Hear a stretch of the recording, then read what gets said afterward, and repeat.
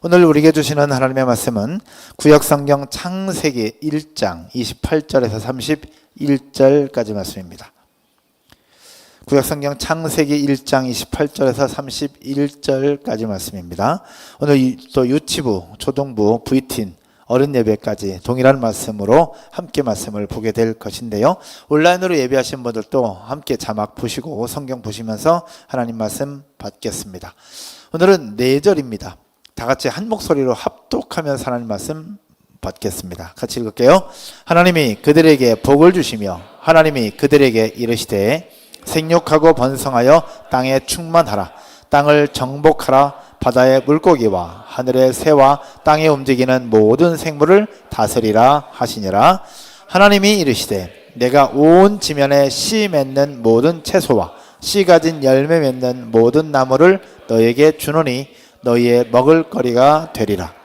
또 땅의 모든 짐승과 하늘의 모든 새와 생명이 있어 땅에 기는 모든 것에게는 내가 모든 푸른 풀을 먹을거리로 주노라 하시니 그대로 되니라. 하나님이 지으신 그 모든 것을 보시니 보시기에 심히 좋았더라. 저녁이 되고 아침이 되니 이는 6째 날이니라. 아멘. 오늘 봉독할 말씀을 가지고 하나님의 형상으로 살아가다 라는 제목으로 함께 말씀을 나누도록 하겠습니다. 요즘 세상은 참으로 놀랍습니다.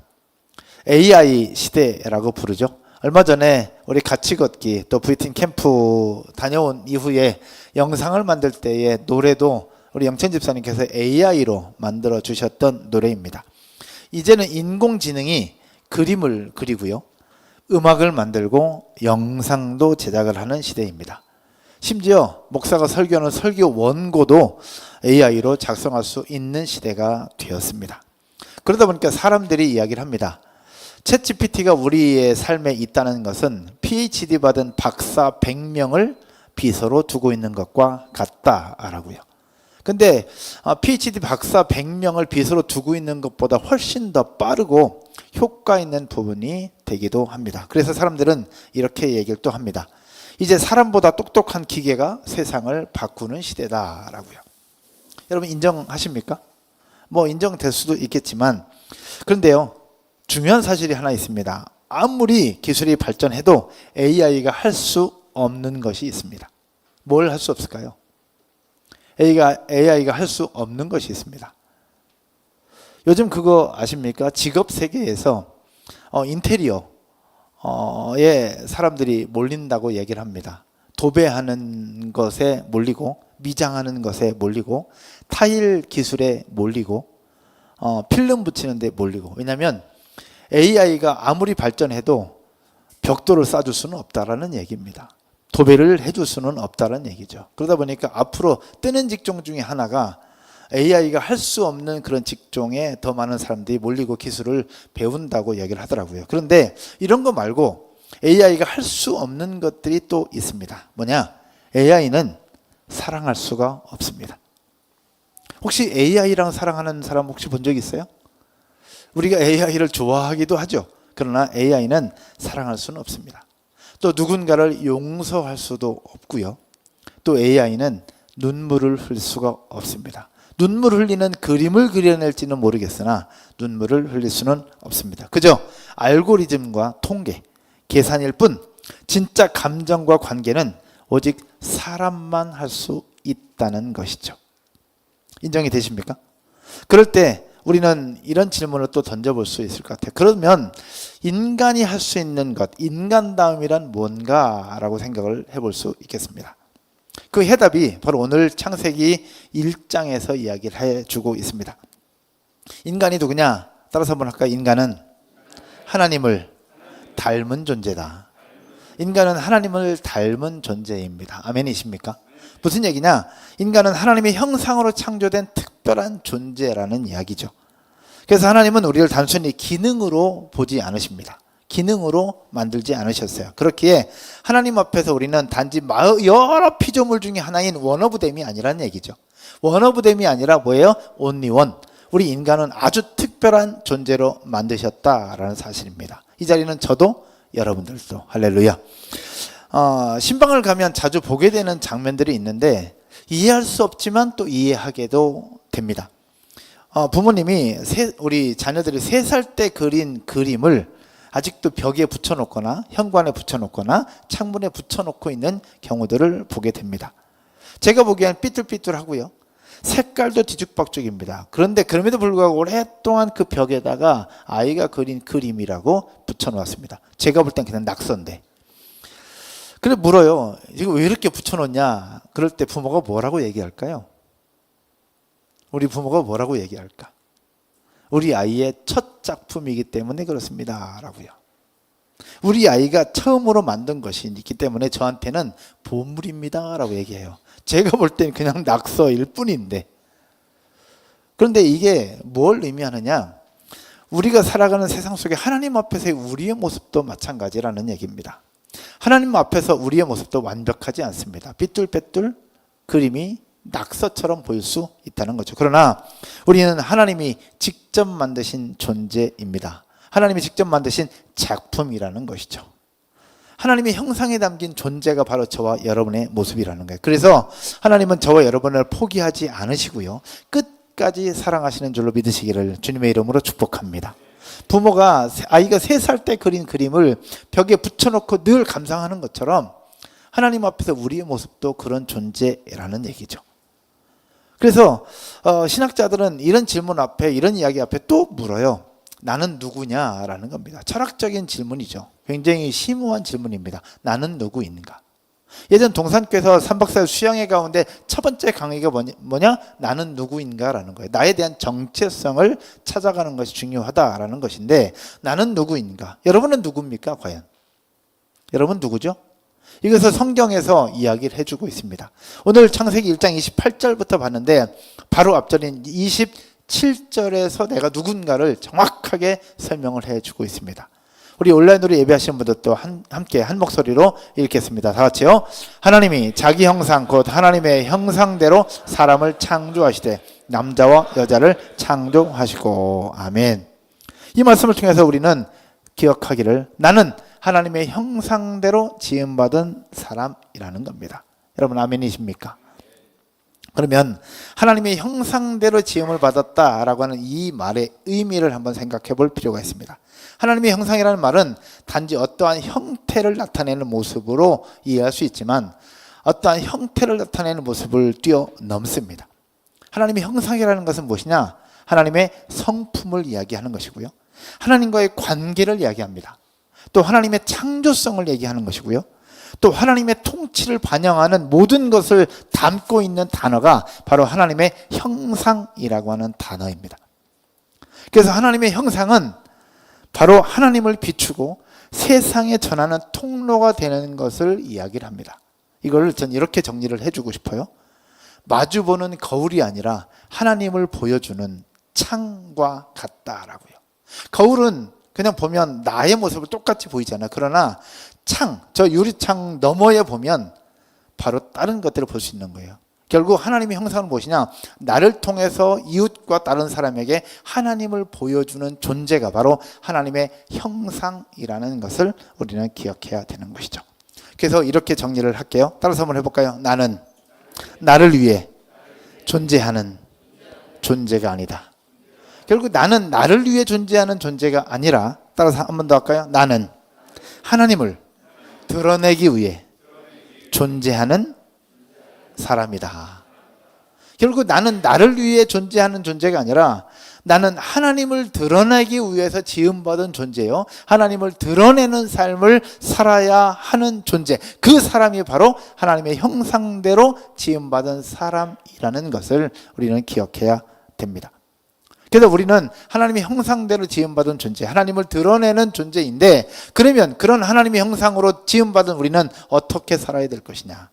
그건 어떻게 살아야 될 것이냐? 몇 가지만 나누려고 합니다. 첫 번째는 하나님의 형상은 책임 있는 돌봄이다 라고 정의하고 싶습니다. 한 번 더 따라서 하겠습니다. 하나님의 형상은 책임 있는 돌봄이다. 하나님이 사람을 창조하시고요, 복을 주신 후에 분명하게 명령을 주셨습니다. 그것이 오늘 읽은 본문 28절입니다. 오늘 본문 28절에 하나님께 주신 명령을 하나하나 보면 색깔로 표시했는데요. 하나님이 그들에게 복을 주시며 하나님이 그들에게 이르시되 뭐하고 뭐하여 어떻게 하라. 땅에 충만하라. 땅을 뭐하라?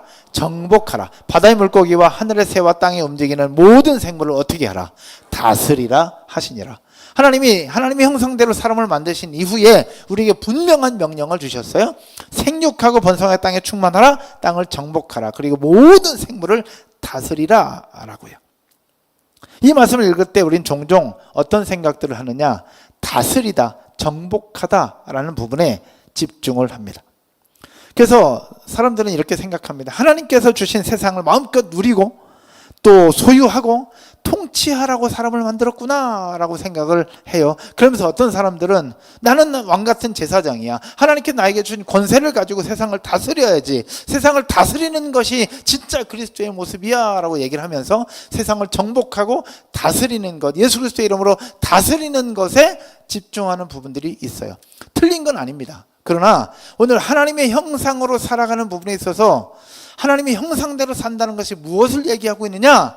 이 부분들을 생각할 때 좀 깊이 있게 살펴볼 필요가 있습니다. 오늘 본문에 나오는 정복하다, 다스리다라는 히브리어 단어가 있는데요.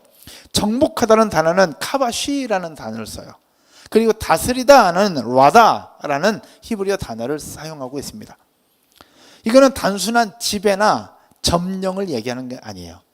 정복하고 다스리는 것은 다스리는 것, 지배하고 점령하는 것을 이야기하는 것이 아니라 히브리어로 라다라는 그 단어는 뭘 얘기하느냐? 따라서 해볼까요? 돌보고, 지키며, 책임지는 통치. 지키고 돌보고 책임지는 통치를 이야기할 때 바로 정복하고 다스리는 것을 이야기를 해주고 있습니다. 즉 강압적인 지배를 이야기하는 것이 아니라 사랑으로 책임지는 돌봄이 바로 다스림이라는 거예요. 사랑으로 책임지고 그들을 지키고 보호하는 것이 바로 정복이라고 얘기를 하고 있는 겁니다.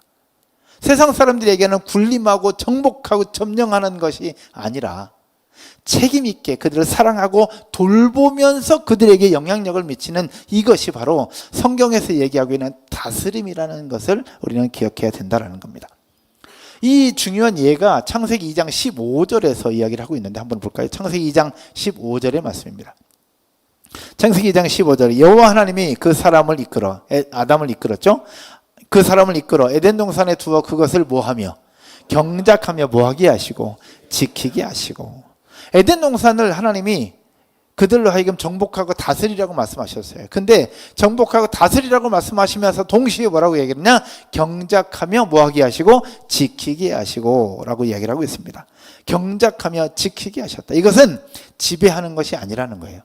섬김과 그 관리하는 부분에 있어서 책임을 다하라고 주신 말씀입니다. 한 마을에 정원사가 있었습니다. 정원사는 그 정원을 정말 아름답게 가꿨어요. 그러다 보니까 꽃이 피고 나비가 날아들었어요. 그리고 시마다 때마다 아름다운 분위기를 만들어냅니다. 지나가던 사람이 그 정원사에게 이렇게 물었대요. 당신이 이 모든 것을 만들었습니까? 라고요. 그랬더니 정원사가 이렇게 얘기합니다.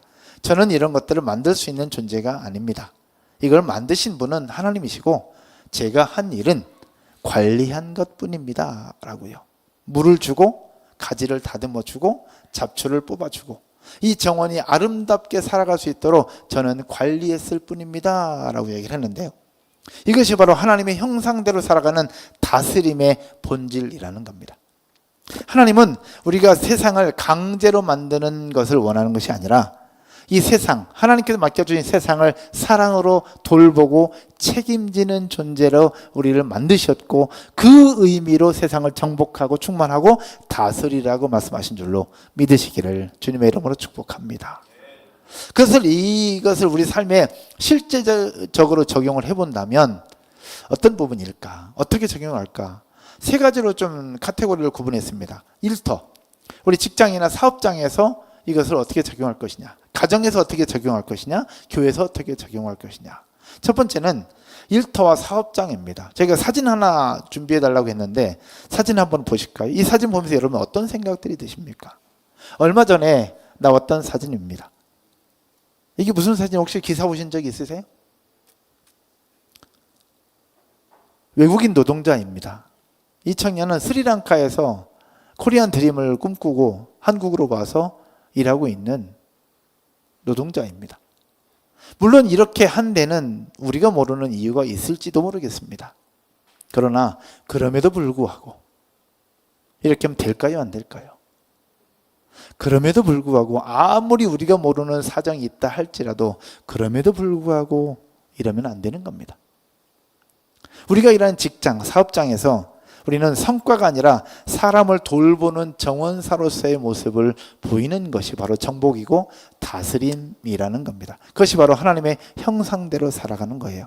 팀원이나 직장, 그리고 팀원이나 직원이나 동료를 이용하는 대상이 아니라 그들을 돌보고 책임지면서 함께 정원을 가꾸어 가듯 그들과 함께 회사의 성장과 회사의 이윤을 위해서 만들어가고 그들과 함께 세워가는, 그것이 바로 하나님의 형상대로 살아가는 존재라는 것을 우리는 기억해야 합니다.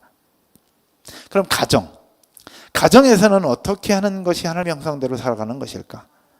배우자나 자녀를 대할 때 내 뜻대로 내 계획대로 조종해서는 되지 않습니다. 내가 생각하는 바라는 남편상이 있을 겁니다. 내가 생각하는 배우자상이 있을 겁니다.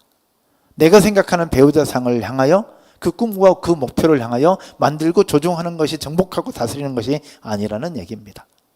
자녀들을 대할 때도 마찬가지예요. 내가 꿈꾸는 것을 이루기 위해서 자녀들을 그렇게 만들어가는 것이 정복하고 다스리는 것이 아니라는 얘기죠. 결국 우리 가정이라는 곳은 내가 가꾸는 정원입니다. 하나님께서 나에게 맡겨주신 정원, 이 정원에 존재하는 내 배우자, 내 자녀들, 그리고 우리 집에 있는 모든 것들을 잘 가꾸고 다듬고 사랑으로 돌보고 내가 책임지는 그 모습이 바로 정복이고 다스림이라는 것을 기억하기를 주님의 이름으로 축복합니다.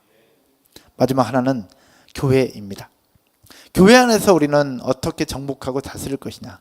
담임 목사니까 지키고 정복하고 다스리고, 이게 과연 다스림일까? 하나님의 형상대로 살아가는 것일까? 최근 뉴스에 안타까운 뉴스였습니다. 서울의 유명한 교회 중에 하나가 과로사로 목숨을 잃었어요. 교회 직원이. 몇 날 며칠을 영상 작업을 하고 그렇게 진행을 하면서 결국 한국교회를 섬긴다는 이름 아래 과로사로 세상을 떠났습니다. 그런데 교회는 거기에 대해서 책임을 지려고 하지 않습니다. 법적으로 문제없다, 여러 가지 부분 행정적인 절차가 있다고 얘기하지만 그럼에도 불구하고 교회는 그러면 안 된다고 생각합니다. 교회는 하나님의 형상대로 세움받은 사람들의 모임이요, 하나님께서 세워주신 공동체입니다. 세상과 달라야죠. 아무리 법적 책임이 없다 할지라도 그럼에도 불구하고 사랑으로 돌보고 함께 일했던 직원이라면, 함께 일했던 사역자라면 그러면 안 되는 겁니다.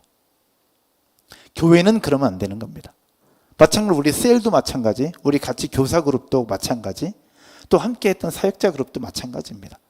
하나님의 형상으로 살아간다는 것, 정복하고 다스린다는 것, 그것은 군림하는 것이 아닙니다. 사랑으로 돌보고 책임지는 것, 이것이 바로 다스리고 정복하는 하나님 나라의 원리라는 것을 우리는 기억하고, 우리 교회 공동체 안에서도 그렇게 사랑으로 돌보고 책임질 수 있는 저와 여러분 모두가 되기를 주님의 이름으로 축원드립니다. 여러분, 하나님의 형상으로 살아간다는 것은요, 단지 교회에 다니고 착하게 사는 것을 이야기를 하는 것이 아닙니다. 하나님의 형상대로 살아간다는 것은 하나님 아버지의 마음을 품고 하나님처럼 자비롭고 정의롭게 세상과 사람을 책임있게 돌보는 것, 이것이 바로 하나님의 형상대로 살아가는 가운데 이 땅을 정복하고 다스리는 것임을 기억하고, 부족함이 있지만 완벽하지 않지만 그럼에도 불구하고 한 걸음 한 걸음 나아가 노력하고 또 도전하는 저와 여러분 모두가 되기를 주님의 이름으로 축복합니다. 두 번째는요, 하나님의 형상대로 살아가는 것에 있어서 두 번째는 이것입니다. 하나님의 형상은 기쁨과 관계의 대상이다 라고요. 오늘 본문 마지막 절 31절 한번 볼까요? 31절에 하나님은 이렇게 말씀을 하고 있습니다. 우리 온라인으로 예배하시는 분들도 현장에 계신 분들도 함께 읽겠습니다. 하나님이 지으신 그 모든 것을 보시기에 심히 좋았더라. 저녁이 되고 아침이 되니 이는 여섯째 날이니라. 아멘. 하나님이 6일 동안 천지를 창조하셨어요. 그리고 마지막 날 사람을 지으십니다. 그리고 그 순간에 주셨던 말씀처럼 보시기에 심히 좋았더라 라고 말씀을 하셨습니다. 다른 피조물들을 만들 때는 하나님이 뭐라고 하셨어요? 다른 피조물을 만들 때 하나님이 빛이 있으라 하시면서 빛을 만드시고 나서 뭐라고 하셨게요? 보시기에 좋았더라. 첫째 날 그렇게 말씀하셨어요. 둘째 날 온 세상을 만드시고 하나님이 보시기에 좋았더라. 하늘과 땅을 만드시고 하나님이 보시기에 좋았더라. 구름을 만드시고 하나님이 보시기에 좋았더라. 바다의 물고기와 하늘의 새를 만드시고 하나님이 보시기에 좋았더라. 들풀에 만들고 짐승들을 만드시고 하나님이 보시기에 좋았더라.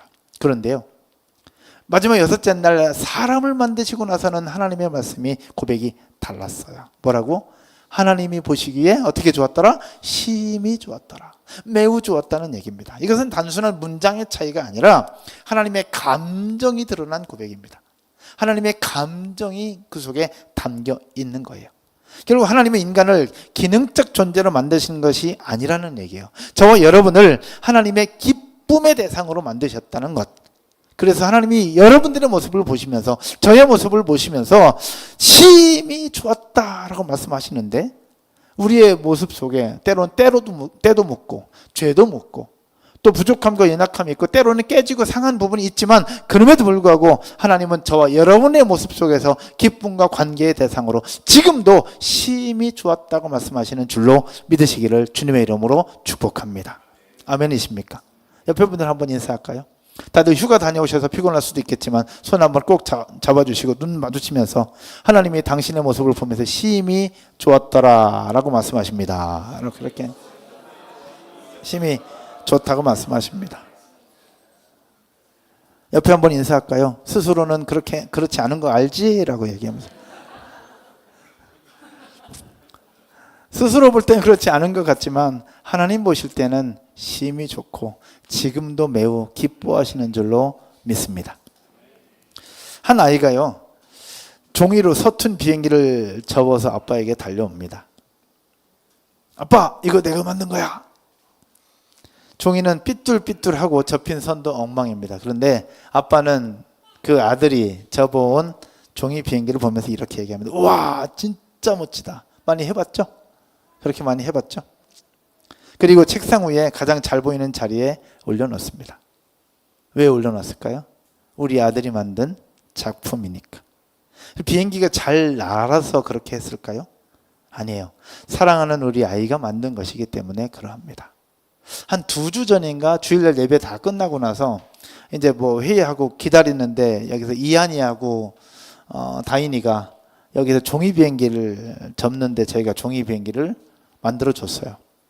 근데 이한이가 자기가 이 깁스하면서 이걸 가지고 종이 비행기를 날리는데 잘 안 되는 거예요.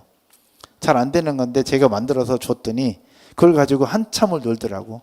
그러더니 결국 내가 만들어준 거 안 가지고 가고 지가 접은 거 가지고 가더라고. 왜요? 목사님이 만들어준 게 훨씬 잘 날르고 훨씬 더 멋있잖아요. 그런데 목사님 만들어준 게 아니라 삐뚤빼뚤 막 꼬깃꼬깃 된 것, 그걸 가지고 가는 것. 지금 버렸는지 모르겠어요. 여러분, 뭘 얘기하는 거냐? 하나님 앞에서 우리는 그런 존재라는 겁니다. 여러분, 아멘이십니까? 하나님 앞에서 우리는 그런 존재. 그래서 하나님이 우리에게 말씀하시는 게 완벽해서가 아니라 우리를 사랑하시기 때문에, 하나님이 심히 보시기에 심히 좋았다고 말씀하실 만큼 하나님의 작품으로 우리를 만드셨기 때문에 우리는 여전히 하나님의 기쁨인 줄로 기억하시기를 축복합니다. 제 얘기가 아니에요. 성경 스바냐서 3장 17절 말씀입니다. 한번 보시죠. 스바냐서 3장 17절에 하나님께서 스바냐 선지자를 통해서 백성들에게 주셨던 말씀인데 이 시대를 살고 있는 우리에게도 동일하게 주시는 말씀이라고 생각합니다. 이곳에 계신 분뿐만 아니라 온라인으로 예배하신 분들도 함께 읽겠습니다. 다 같이요. 너의 하나님 여호와가 너의 가운데 계시니 그는 구원을 베푸실 전능자시라. 그가 너로 말미암아 기쁨을 그가 누구로 말미암아? 여기 너는 누구예요? 여러분들입니다. 당시에는 스바냐를 얘기하는 것이고 이스라엘 백성들을 얘기하는 것이겠지만 오늘은 이 시대를 살고 있는 저와 여러분들을 얘기하는 겁니다. 그가 여러분들로 말미암아 무엇을 기쁨을 뭐하지 못하시며 이기지 못하시며 누구를? 나를 잠잠히 사랑하시며 누구로 말미암아? 나로 말미암아 즐거이 부르며 기뻐하시리라. 할렐루야. 여러분이 그런 존재입니다.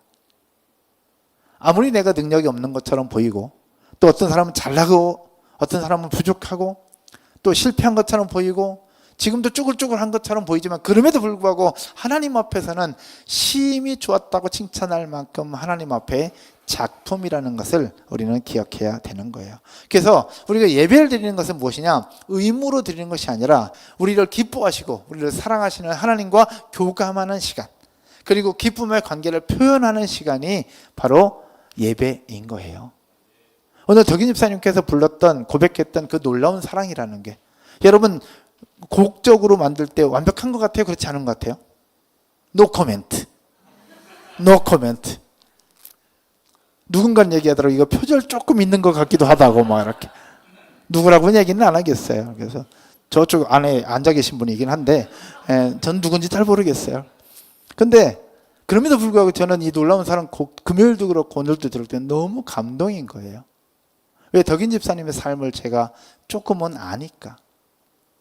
기타 들고 늘 노래하고 늘 하나님을 예배하던 그 사람, 그 어려운 속에서도 그 속에 하나님의 사랑을 고백하던 그 사람, 그 모습을 제가 아니까 그 고백 하나하나가 절절하다는 것을 제가 알겠는 거예요. 하나님이 얼마나 기뻐하실까? 여러분 그렇지 않을까요? 덕인 집사님 완전 T거든요. 완전 T인데 요즘에는 그렇게 눈물이 많아. 갱년기가 왔나 봐. 여러분, 예배는요, 그 하나님의 사랑을 고백하는 것이고 우리가 그 하나님의 기쁨 안에 있다는 것을 즐기는 시간이 바로 예배입니다. 그 예배 가운데 하나님과의 기쁨의 관계, 또 하나님과 친밀한 관계의 대상이라는 것을 누리고 경험하는 저와 여러분 모두가 되기를 주님의 이름으로 축복합니다. 세상은 성공한 사람만 칭찬합니다.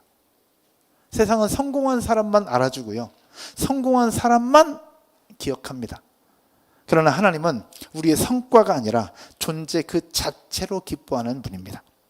비록 실패한 것처럼 보일지라도, 지금 쭈글쭈글한 인생처럼 보일지라도, 그럼에도 불구하고 여전히 하나님의 기쁨이라는 것을 우리는 기억하시고 오늘 또 그 은혜를 고백하면서 그 사랑을 흘려보내는 저와 여러분 모두가 되기를 주님의 이름으로 축복합니다. 그것이 바로 하나님의 만든 세상을 정복하고 다스리는 삶이요, 하나님의 형상대로 살아가는 삶이라는 것을 기억하십시다. 말씀의 결론을 맺으려고 합니다.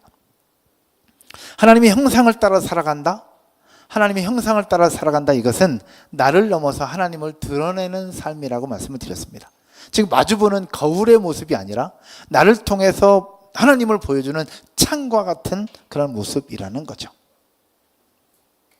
설교를 준비하다 보니까 예전에 있었던 한 가정의 모습이 생각이 났습니다. 아픔이 있었던 가정이에요. 40대 평범한 회사원이었는데요, 이분이 갑작스러운 사고로 뇌사 판정을 받습니다. 너무 가슴이 아팠어요. 근데 뇌사 판정을 받은 이후에 그 가족들이, 아내와 자녀들이 어떻게 결정을 했느냐? 장기를 기증하기를 결정을 합니다. 그래서 뇌사 판정 받은 아버지의 장기를 6명의 사람들에게 기증합니다. 그리고 나서 그 아내가 뭐라고 고백을 했느냐? 집사님이셨는데요, 남편은 늘 누군가를 먼저 챙겼던 사람이었어요. 죽음 앞에서도 누군가에게 삶을 줄 수 있다면 그게 그 사람답다고 생각했습니다 라고 고백을 하시더라고요. 그렇게 뇌사 판정 남편의 장기를 6명의 사람들에게 기증을 하고 장례를 치렀습니다. 뭘 얘기하는 걸까요? 나의 형상, 하나님의 형상대로 만들어진 나를 통해 누군가의 삶을 살게 한다라고 하는 창조적 돌봄의 실천이었던 겁니다. 한 청년입니다. 저희 교회 청년은 아니고요. 이 청년은 IT 회사를 다니는 친구입니다. 근데 IT 회사를 다니는 친구인데 그 친구는 퇴근한 이후에 뭐하냐? 바로 저녁 시간에 방황하는 청소년들을 불러서 그들에게 컴퓨터를 가르쳐주면서 함께 관계를 쌓아가고 있었습니다. 이 청년이 이런 얘기를 했어요. 어떻게 이런 일을 할 수 있냐라고 물었을 때 이 청년이 이렇게 얘기합니다. 돈을 버는 일도 중요하지만 누군가의 인생에 따뜻한 창 하나를 내주는 일이 더 오래 남을 것 같아요 라고 이야기를 했습니다. 회사를 다니는 청년, 저녁에도 일을 하면 훨씬 더 많은 돈을 벌 거예요. 그러나 그 청년은 저녁에 자신을 위한 돈이 아니라 방황하는 청소년들의 컴퓨터를 가르쳐주며 청소년들의 미래를 준비해주는 일을 하고 있는 거죠. 이 자리는 우리 기범 집사님 주일날 오후에 우리 학생들에게 기타를 가르쳐줍니다. 삥 둘레 앉아서 기타 가르쳐주는 그 모습을 보면 너무 뿌듯해요. 정말 뿌듯합니다. 근데 그때 마음이 어떤지는 잘 모르겠어요. 그런데 기본 집사 딴 때는 웃는 모습 잘 안 보여요. 근데 그때는 늘 웃어. 행복해 보여요. 행복해 보여. 뭘 얘기하는 거야? 주일날 오후 제일 피곤한 시간이 있어요. 주일날 오후 5시, 6시. 아침부터 와서 계속 섬겼는데 어제 밤늦게까지 탁구 치고. 근데 그 피곤한 시간에 아이들에게 기타를 가르쳐주고 예배자로 키우려고 하는 그 모습이 저는 이게 창조적 돌봄의 삶이고 이것이 정복하고 다스리는 삶 아닐까라는 생각들을 해보게 되는 겁니다. 여러분, 하나님의 형상대로 살아가는 것은 위대한 일이지만 꼭 큰 일을 해야 되는 것은 아닙니다. 때로는 자녀를 품는 인내도 하나님의 형상대로 살아가는 일이고 낯선 일을 돕는 손길도 하나님의 형상대로 살아가는 일이고요. 하루의 피곤을 나누는 부부간의 작은 대화도 바로 하나님의 형상대로 살아가는 삶입니다. 왜냐? 하나님께 나에게 맡겨주신 우리 정원의 한 존재잖아요. 나에게 맡겨주신 내 배우자, 그리고 나에게 맡겨준 우리 자녀들을 잘 가꾸고 돌보는 일, 이것도 하나님의 형상대로 살아가는 일이잖아요. 이런 작은 일들을 통해서 하나님이 맡겨주신 귀한 일들, 가장 위대한 하나님의 형상을 나타낼 수 있다는 거예요. 거울이 아니라 창의 모습으로. 하나님은 우리를 일하라고 만드신 것이 아닙니다. 하나님은 우리를 하나님을 닮은 자로, 세상을 회복하는 자로, 그리고 하나님의 기쁨이 되는 자로 우리를 부르셨습니다. 그러므로 우리는 나만을 위한 삶이 아니라 하나님의 형상대로 지음받은 존재답게 나를 위한 삶을 넘어 내 이웃과 가정과 직장 동료와 우리가 운영하는 회사의 직원들, 그리고 우리의 거래처들과 더 나아가서 우리와 연결된 섬기는 교회를 세워가고 그렇게 정복하고 다스리는 저와 여러분 모두가 되신다면 그것이 바로 하나님의 형상대로 살아가는 삶임을 기억하고 그 사랑을 흘러보내고 복음이 흘러가는 통로가 되기를 주님의 이름으로 축원드립니다. 아멘이시죠? 자리에서 한번 일어나셔서 우리 찬송 드리고 우리 기도하십시다. 이 시간